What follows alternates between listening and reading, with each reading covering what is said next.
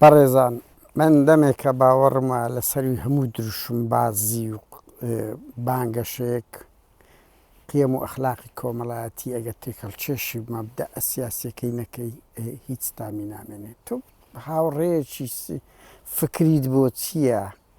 هاو ئەو پۆزیسیۆنەکەت بۆ چییە کاتێک کە تووشی ئەزمەیەک دەبیت تەهەڕوب دەکات لێت دەرگاکانە لێدا دەخاتن، یعنی تو بۆ چیە ژیان چێژی بەوە خۆشە کاتێک جوانیەکان دەبینی، کاتێک دەبینی یەکێک یارمەتی ئاژەڵێک دەدا، هەژارێک دەدا کە پێی دەوێتن، کاتێک لە کاتیش تنگانە لە پشتی ڕادەوەسی جوانیەک فرێداتە ناو ژیان، پێچەوانەکەش ڕێک قێزە وایە قێزەوەنە.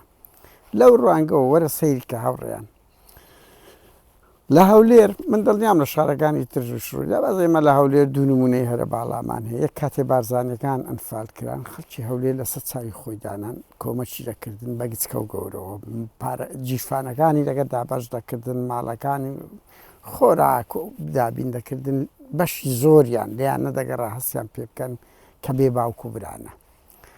هاوکات لە جێژنەکانیش کاتێک یعنی خەڵکەشی زۆری ئەنفال و قوربانیانی هەڵەبجە هاتنە هەولێر، ئەو خەڵکە تەحەدای باسی کرد بڕوا بکەن، یعنی نیوچە ڕاپەڕی نەکبوو ئەو پەڕی ناڕەزایەتی و بەزاخیری هەموو هێزی خۆی بەکاری نەکە ڕێبگری. ئەو نمونانە زۆر باڵا و جوان بوون کە هەم پارەیان دەبەخشی کۆمەچیان دەبەخشی، هەم مۆڕەی ئەو بەعسە دڕندەی تێدا بوو کە خەڵک دەژیە لەسەر بچووکترین شتی و ئەدامداکرا. من ئەوەم دەمەوێت لێرە بازەوەی چەمچەماڵ و یانەی نەورۆزکەم بەداخەوە لەوەی یانەی نەورۆزی سلێمانی مۆڕەی دەسەڵات لەبەر ئەوەی تێدا بوو یەک بزنسمانی سلێمانیمان نەدەی جورئەت بکە پارە ببەخشیارەوانیش ناحەق خۆیان نییە. پاڤل و قوباد و دەستگا ئەمنیەکانی ئەوەیەکن مافیا و مرۆ ینی پارەی خاوە لە دەوڵەمەندەکان وەردەگرن. من منتەهیم لەسەوەی بەڵام ژیانیش وایە.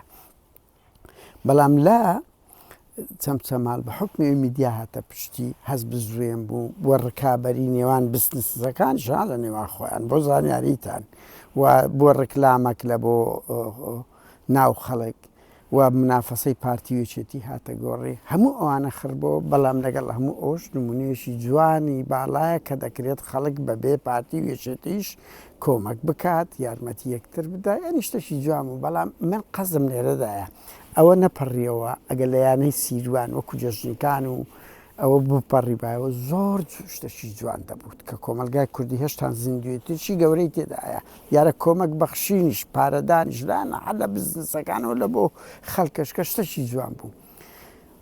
یعنی وەکو گوتمان ینی خۆی کۆچڕەوی شەماشت بوو خەڵک دەرگاکانی خۆیان لە بۆ کردەوە بە تایبەتی لە ڕۆژهەڵاتی نیشتیمان و لە باکوور بەشەجیان ئەوانە جوانە.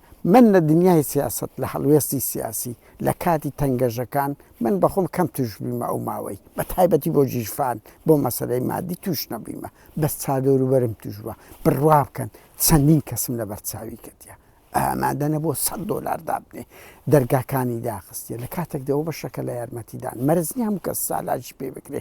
بەس بزنسمانێک دەتوانێت ئەگەر ئازادی خوازبی لە پشگیری ئەو خەڵکانە بکە کە خەبات دەکەن، خەڵکەشکە کە ناتوانێت خەبات بکە دەکرێت بە کۆمەکێک بکە، یان هەتوو هاوڕێتەکە کە دەبی یارمەتی بدەیت. ئەلە وەختانە هەند دەرگاکان قەپات دەکەن. ئەوە تۆ چ لە دروشمەشی دەکەی دوای ئەوە بێتن لە میدیا هەر بانگەشەیەک بکە لە کاتێک یەک ڕوبەڕووی گرتن کوشتن پێویستی بە کۆمەکێک بوون دەبێتن تۆ دەرگاکانی لەسەدا دەخی. کاتێک خۆش.